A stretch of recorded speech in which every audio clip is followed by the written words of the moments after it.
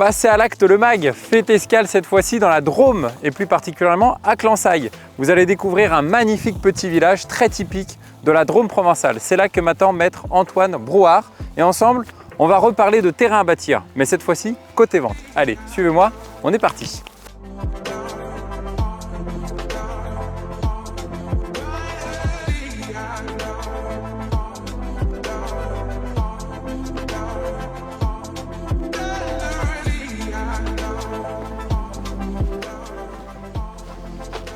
Salut Antoine. Salut Alexandre, comment vas-tu? Bah écoute, je suis content de te retrouver Bah moi aussi. pour un deuxième épisode ensemble. Ouais, alors il y a quelques semaines, je t'accueillais sur la commune de Saint-Paul-Trois-Châteaux. Ici, je reste sur mon territoire, au cœur du Tricastin. Ouais. Et dans ce magnifique village de Clansaille, tu vois, qui est vraiment le cœur de notre terroir.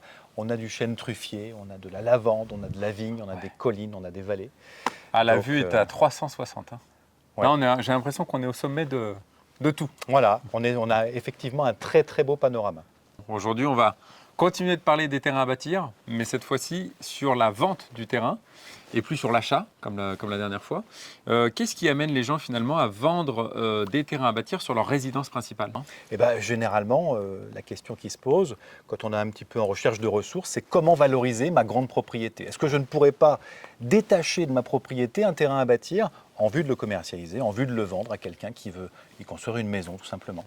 Alors, bon, on va parler de tout ça ensemble. Ok, c'est parti. Allez, on y va. Comment je fais, Antoine, pour détacher un terrain à bâtir de ma propriété principale? Ben, il faut respecter une procédure bien établie Ouais. par la loi, parce que quand on détache un terrain de sa propriété, c'est ce qu'on appelle une opération de lotissement.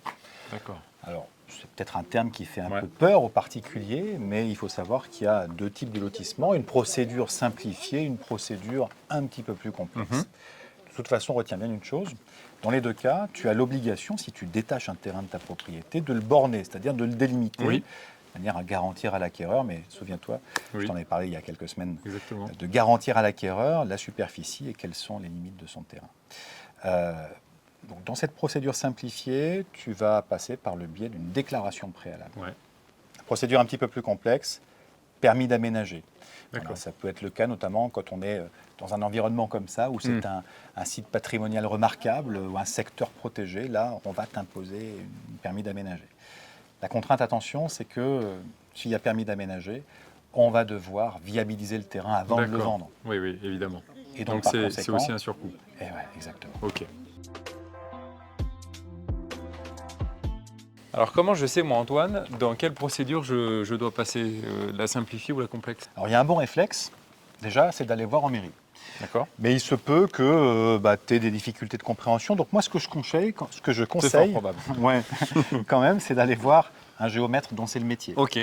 Parce que de toute façon, le géomètre, lui, il va aller se renseigner à ta place en mairie. Ouais. Et en plus, tu vas devoir passer par lui pour établir les plans et la procédure de division. C'est lui qui va t'accompagner dans le D'accord. dépôt de la demande d'urbanisme. Ouais, donc c'est beaucoup toute plus la simple. partie administrative, je peux voir ça avec lui. Voilà, et le géomètre, c'est un acteur majeur Mhm. de cette étape, au même titre que le notaire d'ailleurs. Donc, incontournable, le conseil, allez voir en premier lieu le géomètre en complément de son notaire. Ok.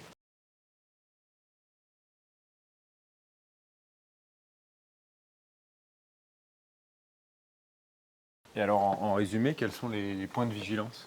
Bah, comme je l'ai déjà un petit peu évoqué, le premier point de vigilance, c'est les servitudes.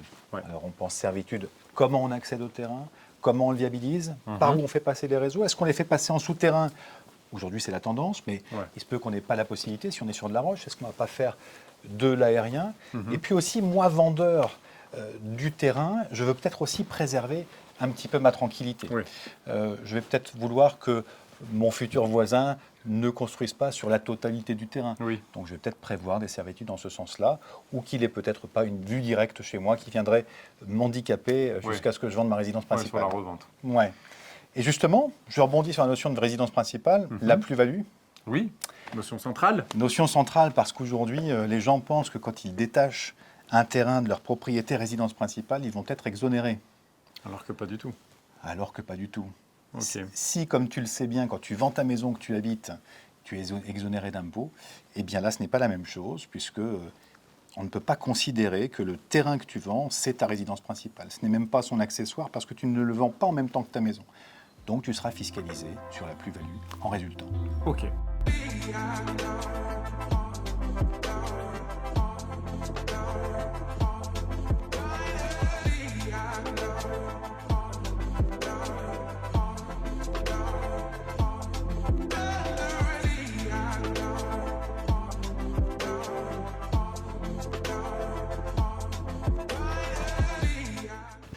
Compte tenu de toutes les personnes qui gravitent autour de ce projet-là, j'imagine que le notaire il a un rôle capital. Oui, parce que tu as compris que le notaire il avait une vision globale.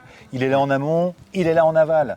Donc surtout le bon réflexe, c'est aller voir son notaire pour avoir le bon conseil dès le départ et anticiper toutes les problématiques, que ce soit problématiques de situation, problématiques de procédure, problématiques fiscales, de manière à signer la vente de son terrain détaché en toute sérénité. Ouais, il est là de A à Z. C'est ça. Bon, merci beaucoup Antoine. Merci à toi Alex. C'était encore un grand plaisir de te rencontrer. Plaisir partagé, j'espère une prochaine fois. Ah bah avec grand plaisir. Et bah quant à nous, on se dit aussi à bientôt pour un nouvel épisode. Et puis déjà, vous avez pas mal d'informations sur le site passesalacte.com. Allez, ciao.